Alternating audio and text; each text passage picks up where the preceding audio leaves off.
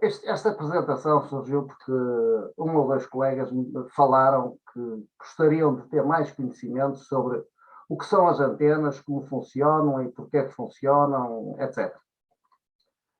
Eu pensei nesta apresentação inicialmente para ser só uma, mas, isto é, no caso de haver interesse, estava com ideias de fazer, esta é só sobre as características das antenas, e estava com ideias de fazer uma segunda e uma terceira sobre acessórios das antenas, isto é, balões, gamas mates, stubs e companhia, e uma outra sobre os diversos tipos de antena e as suas utilizações. Isto se houver interesse por parte das pessoas, que se faça. Pronto, se não houver interesse, também não vale a pena estar a trabalhar para o boneco. Eu sou um bocado estilo professor, porque durante muitos anos passei a vida a dar formações, tanto no início da carreira como professor e depois na PP como a formar agente, técnicos, de maneira que peço desculpa se os meus slides são um bocado com muito texto, mas a ideia também é um dia destes pôr isto num site qualquer e as pessoas lerem isto e ficarem com algumas ideias. Ok, avançando. Primeiro slide. Uma das coisas que é preciso que as pessoas metam na cabeça é que a antena é um elemento passivo. Isto é, a antena não processa sinal nenhum. Limita-se a convertê-lo de sinal elétrico que chega pelo cabo num sinal eletromagnético que sai da antena para o espaço. Como o sinal que sai da antena é um sinal eletromagnético, o comprimento da antena é função do comprimento de onda da frequência que estamos a trabalhar. O C é igual a lambda F, que é a fórmula mais conhecida da rádio.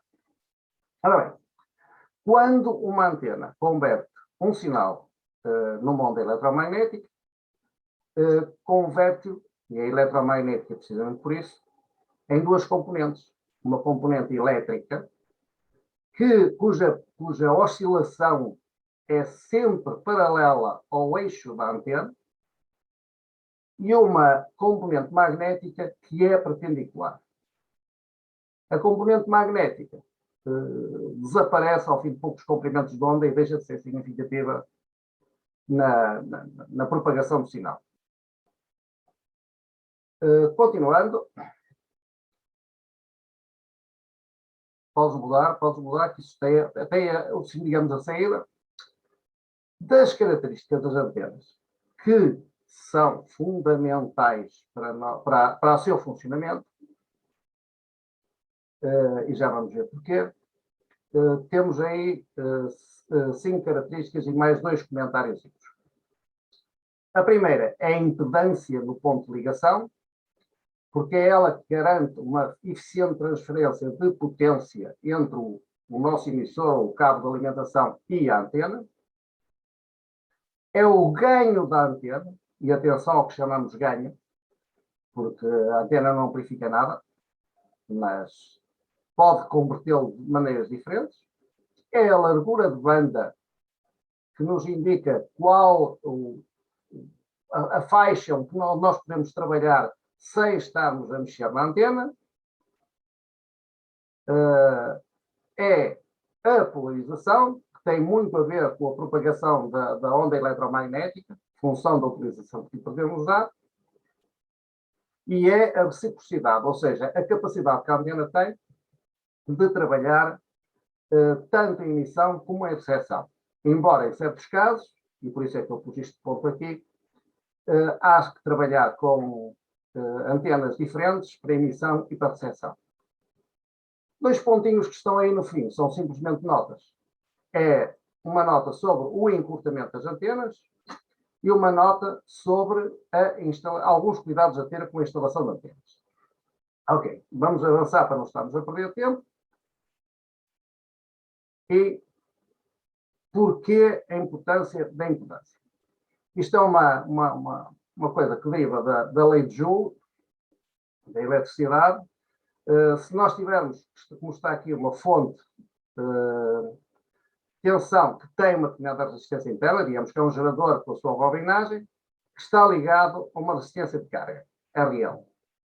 Se nós utilizarmos a lei de Joule, a potência na carga será o quadrado da tensão vezes a resistência de carga a dividir pelo quadrado da soma da resistência. Se traçarmos a curva, esta curva tem aqui uma barriga, mas desculpem lá, foi a que saiu, é uma curva desta equação, portanto, a variação da potência com a variação da resistência relativamente, das duas resistências, uma relativamente à outra, chegamos à conclusão que o valor máximo da potência dissipada na carga, portanto, entregue à carga, é quando o valor da resistência interna do gerador e o valor da resistência de carga são iguais. É evidente que para a resistência ser nula, a potência dissipada de uma resistência nula é zero, e se for infinita, se continuarmos por aí acima, acaba por ser nula também, porque não passa por dentro. Ok? Continuando. Algumas notas. A impedância da antena é medida no ponto de alimentação, o que é lógico.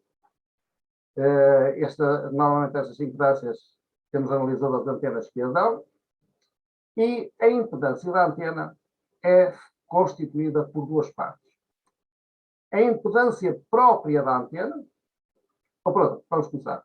Tem duas influências. A impedância própria da antena, ou seja, a antena posta no espaço longe de qualquer outra influência, que é o que nós nos vamos preocupar agora, e a impedância induzida, ou como queiram chamar, que é a impedância devida à Terra, aos condutores próximos, a outros elementos que a gente introduz na antena.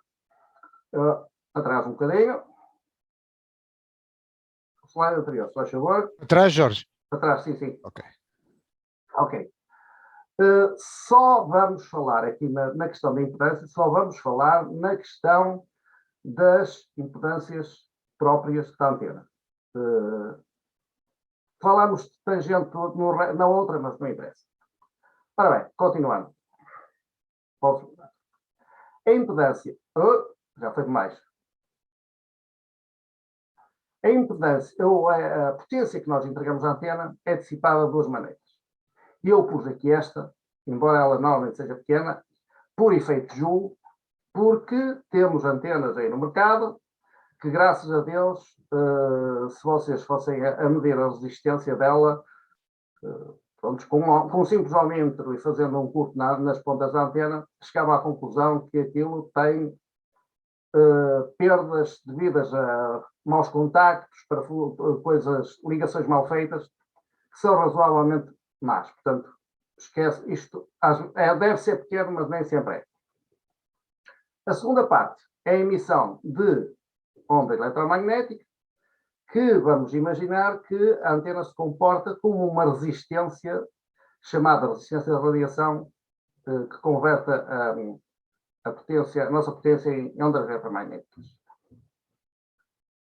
Continuando, imaginemos agora que nós fazemos uma antena com um fio extremamente fino, e já vamos ver porquê, um simples dipolo, digamos que é a antena mais básica que temos, com 30 metros de comprido. E vamos pegar e traçar o gráfico seguinte, se faz favor, e vamos traçar a curva da variação. Neste caso é uma antena que é impossível construir, porque estamos a imaginar que estamos a usar fio muito fino, mas num simulador de antenas podemos traçar a curva da variação da impedância, da resistência, da reatância da antena com a frequência. E se repararmos nesta curva que temos aqui, quando chegamos cerca dos 5 MHz, deixa estar o gráfico, Carlos. Deixa estar o gráfico, que é mais importante o gráfico que o resto. Quando chegamos cerca dos 5 MHz, reparem que a antena tem um valor em que a reatância, quer dizer, a indutância e da indutância e capacitância da antena é zero. Isto é o chamado ponto de ressonância, cerca de 5 MHz. Continuando a aumentar, ela volta a ter uma reatância zero cerca dos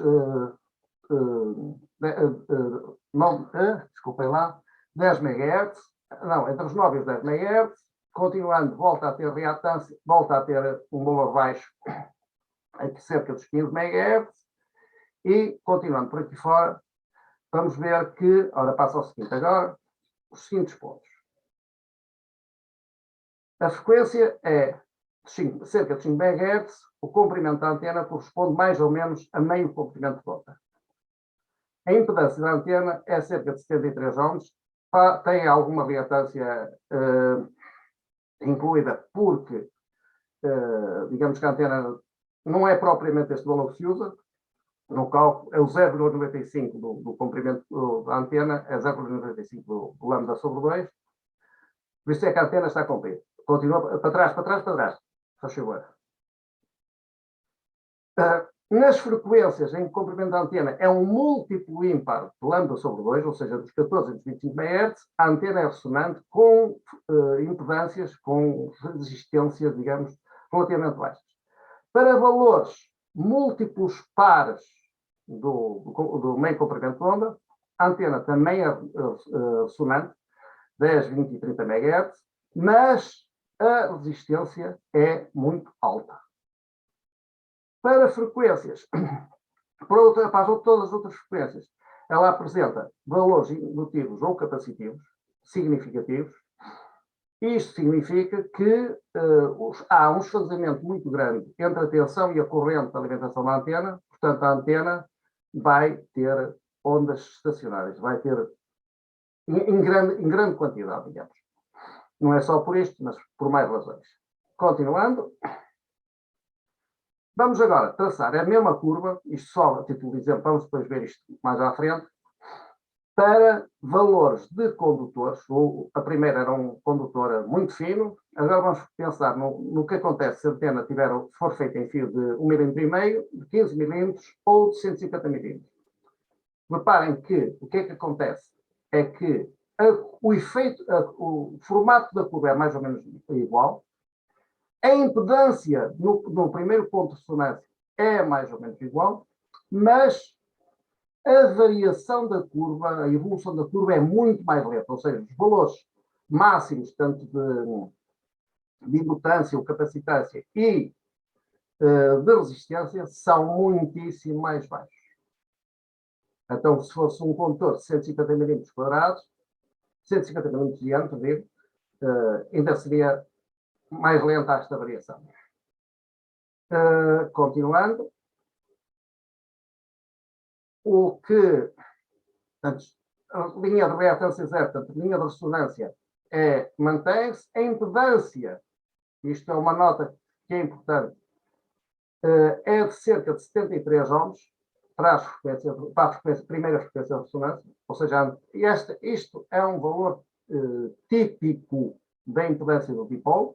Típico é o normal, pronto.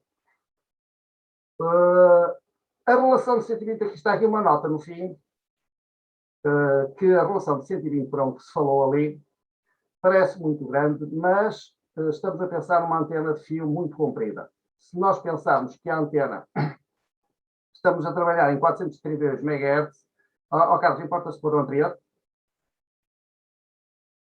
Se nós pensarmos numa antena, por exemplo, para os 70 centímetros, 432 megas, digamos que esta relação de 120 para 1 corresponde a um elemento de 6 milímetros numa antena de 432, ou seja, portanto, é um valor relativamente aceitável, dependendo da frequência. Continuando. Isto o que diz respeito a impedâncias. Se quisermos, podemos falar mais em impedâncias, mas metemos em complicações, porque isto depois começa a meter as leis de Maxwell e valores, e metemos equações complicadas que não vale a pena. Parênteses, o dB. Há muita gente aí que não percebe muito bem o que é o dB. O dB é simplesmente um elemento de comparação, que é muito prático e compara num elemento qualquer a potência ou a tensão à entrada e a potência ou tensão à saída. Ou seja, dá-nos ganho ou atenuação deste elemento. E é dado por estas fórmulas aqui em baixo. x vezes em 10 logaritmos do quociente das potências, ou, se for em caso de tensões, será 20. Se tivermos dois elementos, também serve para comparar, digamos, um relativamente ao outro, é questão da gente medir a potência na saída dos dois ou na entrada dos dois. Normalmente seria a entrada dos dois igual e compararmos as potências assim. Ora, continuando, uma tabela que é muito importante a gente ter mais ou menos ideia é que por cada 3 dBs, ou seja, no valor 0 o ganho é 1, a potência é toda passada, é igual à entrada e à saída, mas por cada 3 dBs que nós adicionamos de ganho, nós duplicamos a potência, significa a duplicação da potência. E 10 dBs, o valor de 10 dBs significa uma multiplicação da potência por 10, 20 significa a multiplicação por 100 e 30 significa a multiplicação da potência por 1000. Ora bem, atenção a estes valores. Se for ao contrário, menos 1, menos 2, menos 3, menos 30 seria dividir a potência por 1000, menos 20 por 100, menos 3 é metade da potência, etc. Atenção, está aqui uma nota no fim que é importante, muito importante na medição de potências. Nós estamos a comparar potências para sistemas que têm impedâncias no ponto de medida iguais. Ou seja, não podemos comparar em dBs uma antena de 300 ohms e uma antena de 50. São coisas completamente diferentes. São coisas que se podem calcular, mas tem de se entrar com fórmulas mais complicadas de meter lá o valor da variação da resistência, ok? Continuando. Só para chamar a atenção, por vezes aparecem letras índices junto ao termo dB, nomeadamente são típicos o dBm, o dBw, o dBv e o dB microvolt.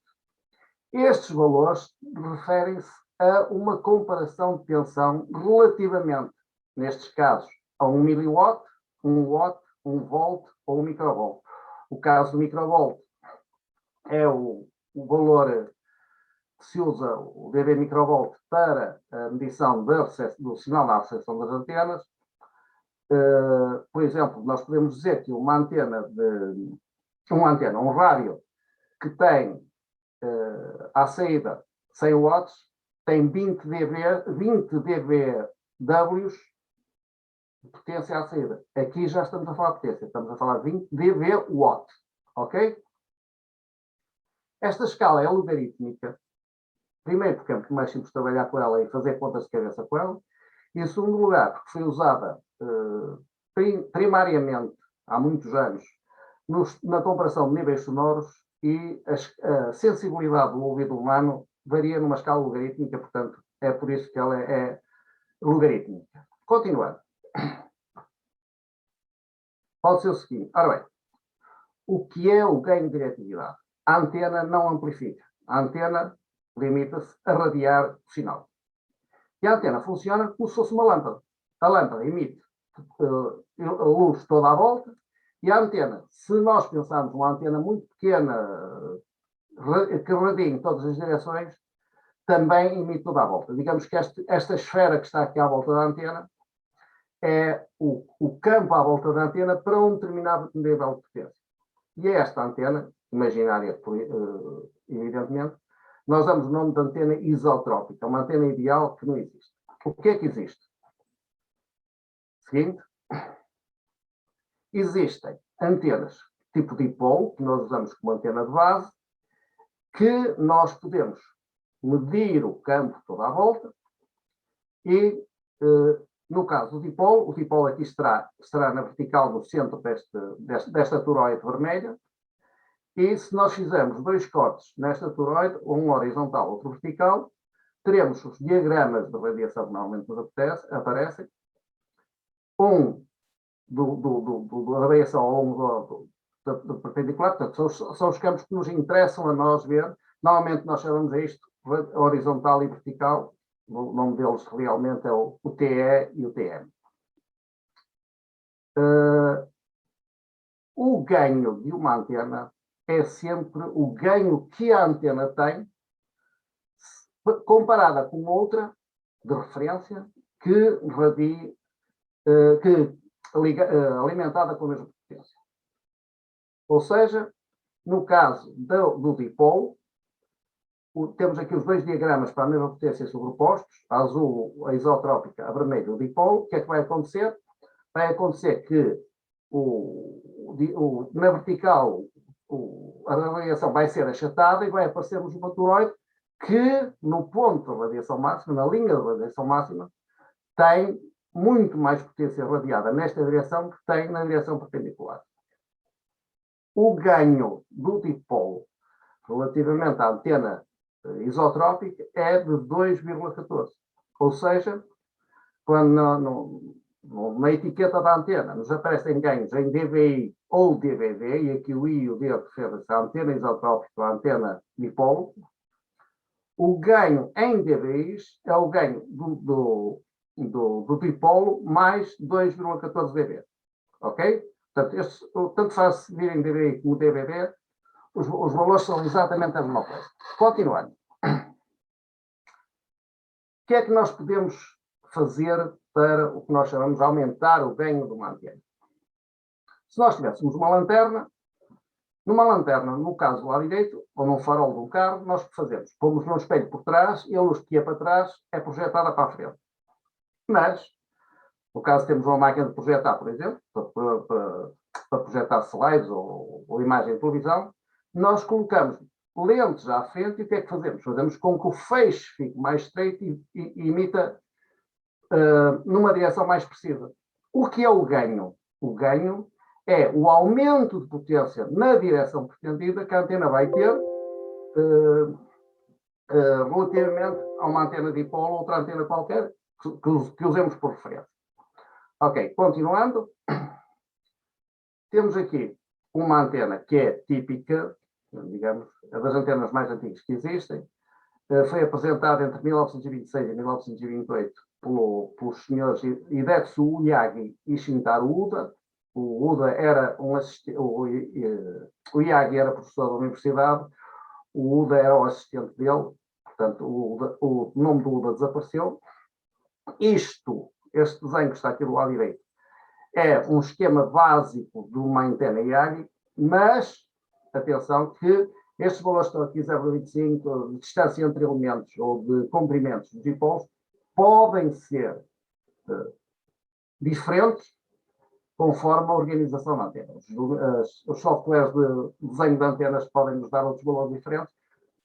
Rondarão sempre por aqui, mais perto, mais longe, mas uma coisa que é preciso notar: o refletor é sempre único. Podem ter 3 elementos, reparem, há antenas tipo televisão que vocês veem com 3 refletores atrás. Não se trata de 3 refletores, é um único refletor com 3 elementos para aumentar a eficiência do refletor. Uma maneira de aumentar, especialmente as frequências bem altas, é pôr um refletor parabólico. Depois temos o dipolo.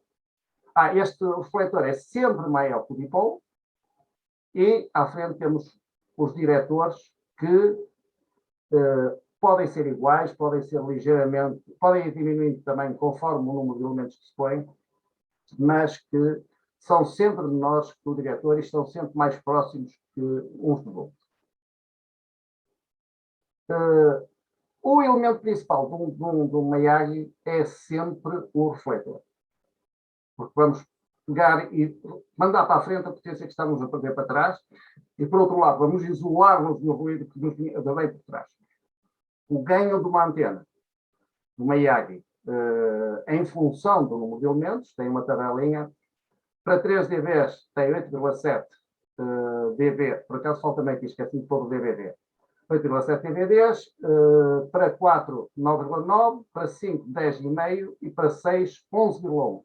Reparem, quando vamos aumentando o número de elementos, o ganho a mais por cada elemento adicionado é muito pequeno. E vai diminuindo a partir de um determinado número de elementos, 7, 8, 9 elementos, é preciso aumentar 4 ou 5 elementos de cada vez para ter um aumento de ganho significativo. Portanto, isto só para antenas de VHF e UHF. Parâmetros que, em função do ganho, podemos ter, que são significativos na antena. Estes diagramas estão aqui, são os diagramas horizontal e vertical de uma IAG de 6 elementos, e a verde estão marcados do lado esquerdo duas linhas, que são as linhas que vão do centro da antena passar pela linha de menos 3 dB, ou seja, que a potência é metade, para um lado e para o outro. Esta abertura é como é que se chama? De repente faltam os termos. Peço imensa desculpa.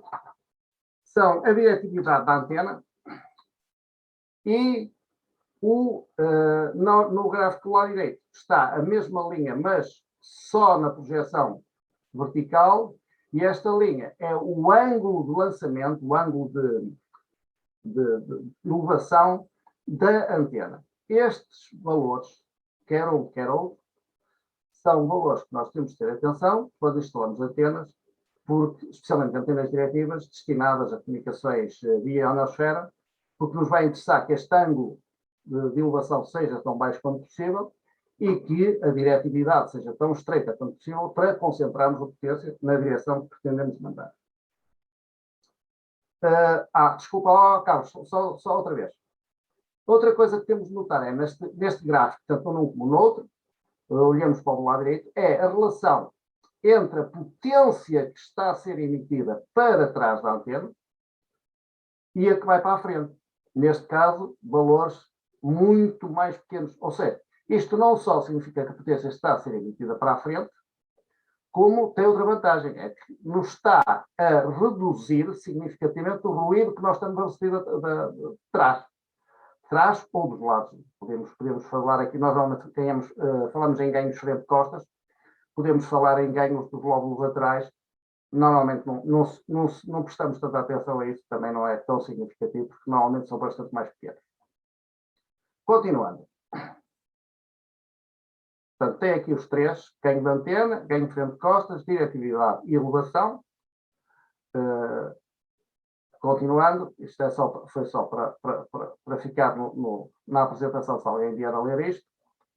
Continuamos. Carlos. Ora bem, ondas estacionárias. Ondas estacionárias, porque já vamos ver o que é que vamos falar agora a seguir. A onda estacionária, quando nós emitimos uma onda, digamos, esta onda que está a ir da esquerda para a direita, seria a nossa onda que vai no nosso cabo. Quando chega ao fim, se houver desadaptação, parte da potência vem para trás. Neste caso, estamos a considerar que a desadaptação é total. Portanto, a mesma potência vem por trás. O que é que isto vai provocar? Como são duas ondas da mesma frequência, vão fazer com que ao longo do cabo, e reparem que as ondas, o sinal vermelho está estacionário no cabo. Porquê? Porque a soma dos dois sinais é a nossa onda estacionária. É o que nos aparece no cabo. É evidente que esta é uma reflexão de 100%, normalmente estes sinais são bastante mais baixos, mas só para dar uma ideia, no caso de um rádio de 100 watts, o sinal emitido pelo rádio para uma antena de 50 ohms são 70 volts. No caso de 1000 watts são 223 volts e no caso de 1500 watts são 274.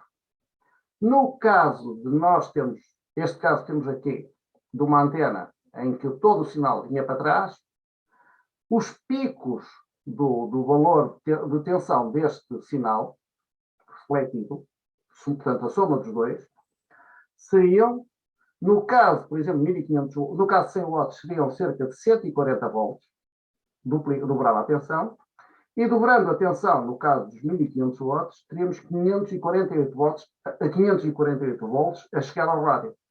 É por isso que as ondas estacionárias nos podem dar cabo do rádio. É que estes valores de tensão, se calhar do pico aparecer à entrada do rádio, lá vai o rádio, não é? Ora bem, eu fiz aqui um gráfico, uma tabela dos valores de ondas estacionárias e dos efeitos. Tenho as estacionárias, 1.0, 1.1 para 1, etc. Depois tenho o valor, digamos, de dBs do sinal refletido, da perda de potência, da potência transmitida e da potência refletida. Reparem que, por exemplo, a 30 dBs, na linha de baixo, agora só por curiosidade, teríamos uma potência transmitida de 12,5 watts, 12,5%, desculpem, e uma potência refletida de 87,5% da potência, ou seja, 87% da potência vem para trás. Ok? Isto é só um valor, uma tabela de referência. Se quiserem esta tabela, tem a tabela para os valores todos, é muito mais comprida, de valor de onda estacionária.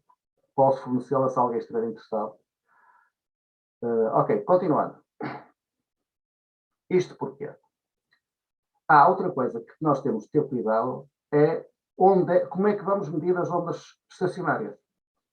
Reparem, nós temos o nosso emissor, o nosso medidor de estacionários aqui, SWR, nesta figura, e suponhamos que temos, seria um caso absurdo, quase, a menos que estamos a trabalhar com frequências muito altas, de um cabo de antena que tem uma perda de 3 dB.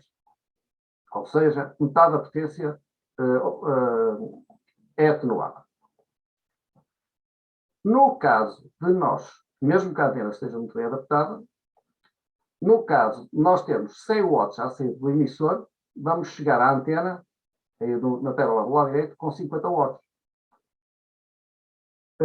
Se a antena tiver um coeficiente de reflexão 3 para 1, portanto, tem metade da potência da reflexão, o sinal refletido corresponde a 25 watts e chega-nos à antena 12 watts e meio. Se nós aplicarmos a fórmula que está lá em cima e fizermos as continhas, nós vamos chegar à conclusão que o sinal medido pelo nosso medidor de estacionárias é 1,6 para 1. No entanto, a reflexão lá em cima, as estacionárias lá em cima, é 3 para 1. Não tem nada a ver o valor de estacionários medidos cá em baixo com medidos junto à antena, ok? Continuando. Larguras de banda. A largura de banda é normalmente definida como sendo a diferença das frequências máxima e mínima, entre as quais, relativamente à frequência central, a antena tem umas estacionárias de 2 para 1.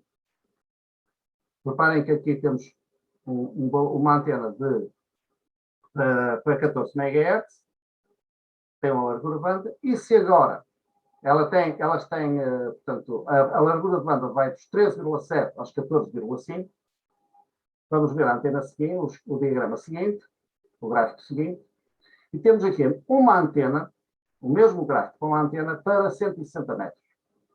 Vocês têm ali os valores da estacionária, da frequência para a estacionária e de largura da banda.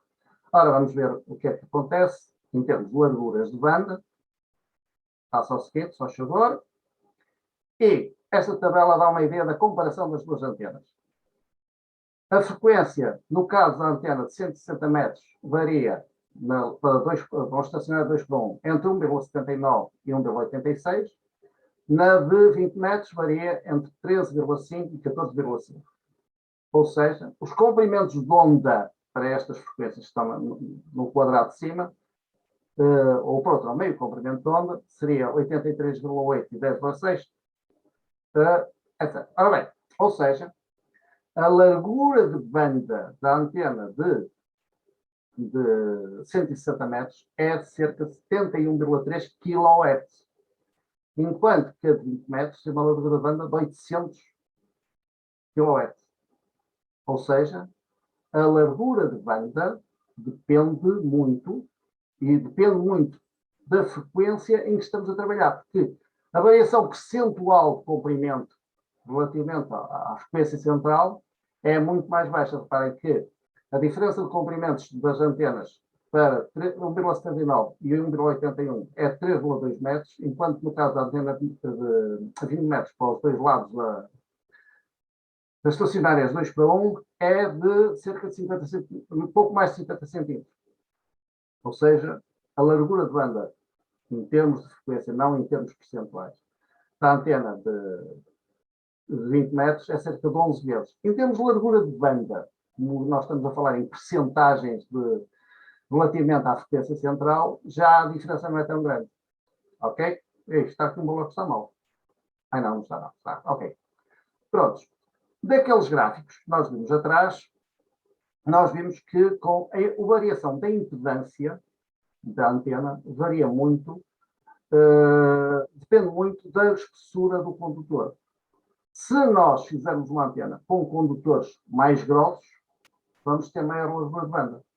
É por isso que ainda hoje, especialmente naquelas estações de rádio marítima, vocês, se olharem com atenção, os dipolos aparecem como tendo uma estrela espalhada, uma série de estrelas espalhadas ao longo dos elementos da antena e vários fios toda à volta juntos na ponta.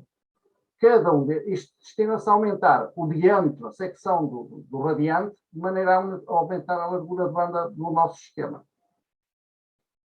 Continuando, outra coisa que influencia muito a largura de banda é a existência de componentes, condensadores ou bobinos, para encurtar antenas, especialmente para encurtar. E reparem que é porquê? Porque quer um condensador, quer uma bobina, são elementos que, quando são metidos a uma determinada frequência, acabam por ser sintonizados nessa frequência. Portanto, criam uma largura de banda muito mais estreita. E reparem que, no caso do que é o fator de qualidade da antena, não interessa, agora estamos aqui a meter-nos em complicações a ver como é que ela é calculada. Se numa antena que tenha um baixo fator de qualidade, ou seja, que não tenha lá com outros componentes, a largura de banda é muito maior que uma que tenha um fator de qualidade muito maior. Olhem, vocês têm aqui a curva de variação. E passamos às polarizações. Normalmente, polarização da antena é a polarização da radiação da componente elétrica da radiação eletromagnética. Ou seja, se a antena é vertical, temos uma polarização vertical à saída da antena. Se ela é horizontal, um dipolo, temos uma polarização horizontal. Isto está aqui polarização horizontal e vertical, mas podemos pôr a antena inclinada e teremos polarizações inclinadas, se quiserem fazer experiências para esse efeito. Há casos em que se pretende que a onda não fique presa, digamos, à polarização. Já vamos ver porquê. E nessa altura usamos o que nós chamamos de polarização circular, ou seja, no caso de dipolos, por exemplo, é arranjarmos dois dipolos, um vertical e horizontal, e depois fazer uma alimentação com dois cabos. Ou seja, o sinal chega, não sei mais nada disso, chega e é distribuído por dois codiciais, que depois vão ser ligados à antena, de modo que está aí ligado, essa azul é sempre cabo codicial, e tem de ter esses comprimentos. O esfazamento entre a componente vertical e horizontal do sinal vai fazer com que a polarização vá variando ao longo do tempo. Ora bem, porquê falamos de polarização? Porque a polarização vertical de um sinal faz com que o sinal, na sua propagação, tenha mais facilidade em acompanhar a curvatura da Terra. Ou seja, normalmente uma antena vertical será usada para sinais de sinais de curta distância ao longo da propagação da Terra. O sinal horizontal comporta-se melhor com as reflexões na ionosfera. E por isso a polarização horizontal é, sobretudo, usada para comunicações de longa distância. A polarização circular, ou elíptica, ou como queira arranjar, será, sobretudo, utilizada para comunicações com satélites ou, digamos, com componentes, com elementos cuja posição no espaço esteja a variar. Porquê? Porque sendo uma polarização circular, lida melhor com a variação do posicionamento e da distância e das orientações das antenas dos elementos do sistema com que estamos a comunicar. Ok? Polarização. Reciprocidade. Reciprocidade é uma coisa... Pronto, uma antena normalmente emite tão bem quanto recebe.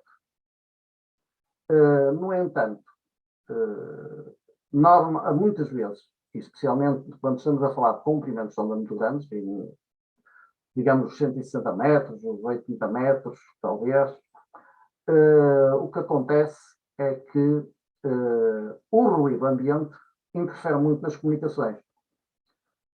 E como interfere muito, por exemplo, normalmente nos 160 metros, nós temos um dipolo, uma antena vertical, que pode trabalhar com a potência que nós quisermos, se for desenhada para 1500 watts, será 1500 watts, mas que é muito sensível ao ruído, quer a antena vertical, quer o dipolo, são antenas muito sensíveis ao ruído na recepção. E nessa altura, o que é que nós fazemos? Arranjamos antenas diretivas, muito mais imunes ao ruído, mas para baixa potência, porque são mais complicadas de fazer.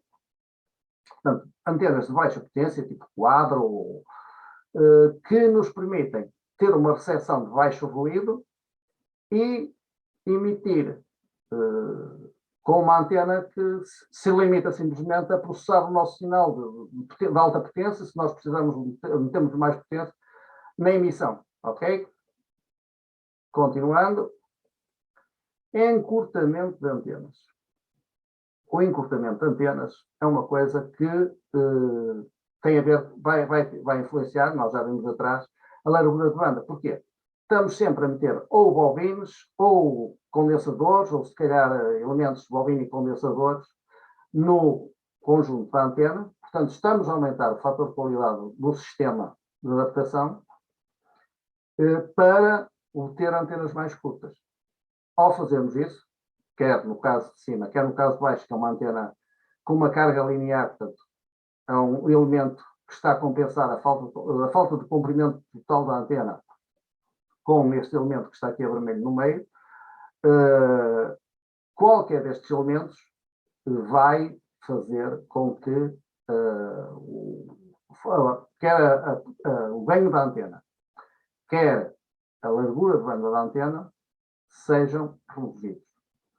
Portanto, pode ser muito interessante para quando nós não temos espaço para fazer coisas que não devíamos fazer, mas tem os seus problemas. Continuando, para trás, está aqui só o resumo, portanto, vai reduzir a largura de banda da antena e vai diminuir o ganho da antena. Normalmente, e a maior parte dos elementos que eu consegui ter acesso, dizem que até 30% de encurtamento a antena funciona razoavelmente bem. Mais do que isso, começa a ter perdas de ganho e largura de banda, e para encurtamentos superiores a cerca de 50% a 60%, é melhor esquecer, porque só se for para trabalhar exatamente com a frequência que estamos a trabalhar no centro para a qual a antena foi calculada, porque a largura de banda começa a ser muito baixa e o ganho muito baixo. Ok. Instalação de antenas. São só notas para quem quiser instalar antenas. Não são todas, são algumas que pus aqui só as que eu considerei mais importantes. A altura da instalação relativamente ao solo para antenas de posição horizontal deve ser pelo menos meio onda. Deve ser, porque no caso, por exemplo, de quererem usar propagação de vis ou coisa no género, a altura da antena será um dipolo a cerca de 1/4 de comprimento de onda, ou menos. No caso da posição vertical, as antenas devem estar tão baixas quanto possível, a menos que o plano de terra da própria antena seja bom. Deve-se instalar sempre que possível uma antena em cada torre. Isso é básico. No caso de ser necessário, e no meu caso, se vocês forem ver a minha página do que quer dizer, vão ver isso, as antenas devem estar sempre que possível a pelo menos 3 metros uma das outras, se instaladas no mesmo mastro. No caso de instalação de antenas, cujas frequências, e vocês viram atrás no caso quando falamos de interfaces, cujas frequências sejam múltiplos impares uma da outra, atenção em não esquecer de pôr as antenas perpendiculares uma à outra.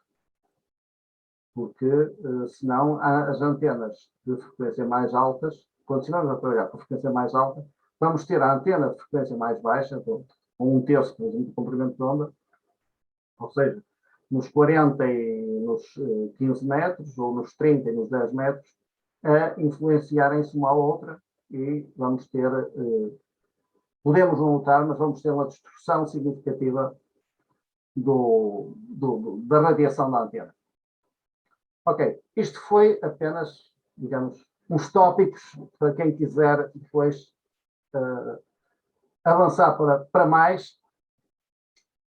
Se quiserem fazer perguntas, fazem favor, eu procurarei responder. Se quiserem elementos, essas tabelas que estão aí para fazer, mandem por e-mail que eu respondo e mando-vos os elementos que tiver, ok?